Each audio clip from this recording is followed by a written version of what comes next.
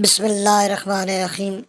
آج کا ہمارا سبق ہے خرما یعنی کھجور کی فضیلت اور فوائد۔ فرامین اہل بیت علیہ السلام کے مطابق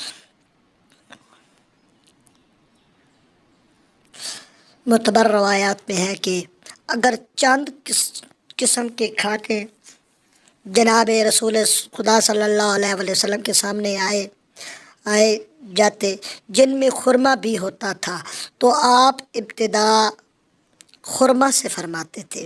حضرت علی ابن حسین علیہ السلام اس شخص کو دوست رکھتے تھے جو خرمے کو اس سبب سے پسند کرتا تھا کہ وہ جناب رسول صلی اللہ علیہ وسلم کو مرغوب تھا، یعنی پسند تھا۔ سلیمان ابن جعفر سے منقول ہے کہ حضرت امام رضا علیہ السلام کی خدمت میں حاضر ہوا کہ حضرت کے پاس تازہ خرمے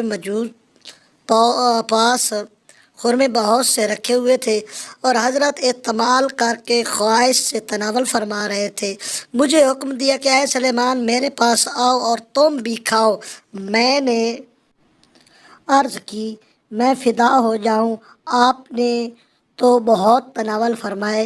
ارشاد فرمایا کہ ہاں، مجھے زیادہ مرغوب ہیں، کیونکہ حضور صلی اللہ علیہ وسلم، حضرت امیر المومنین، حضرت امام حسن، حضرت امام حسین، حضرت امام زین العابدین، حضرت امام محمد باقر، حضرت امام جعفر صادق اور میرے والد ماجد، ان سب کو خرمے بہت مرغوب تھے، وہ مجھے بھی مرغوب ہیں، اور جو لوگ ہم پر ایمان لائے ہیں ان کو بھی مرغوب ہیں، اس لیے کہ وہ ہماری تنیت سے پیدا ہوئے ہیں اور ہمارے دشمن ان کو شراب مرغوب ہے، اس لیے کہ وہ آگ سے پیدا ہوئے ہیں۔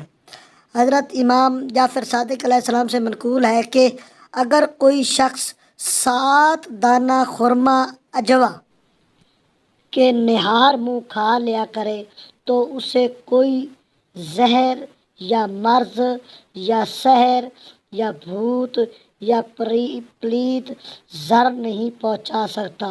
دوسری حدیث میں فرمایا کہ جو شخص رات 7 دانے عجوا کے سوتے وقت کھا لے کرے اس کے پیٹ میں کیڑے ہوں گے تو مر جائیں گے، یعنی اس کے پیٹ میں اگر کیڑے ہوئے تو مر جائیں گے۔ حدیث میں ہے کہ 5 میوے بہشت سے آئے ہیں، بے دانہ انار، بیئی، سیب شامی، سفید انگور اور خرمے تازہ۔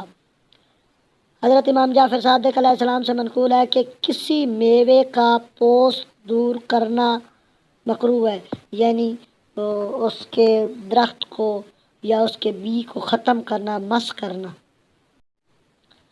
دوسری حدیث میں ہے فرمایا کہ ہر میوے پر ایک قسم کا زہر ہوتا ہے، جب میوہ تمہارے سامنے آئے یا تم کھانے لگو تو اس سے پہلے اسے دھو لو۔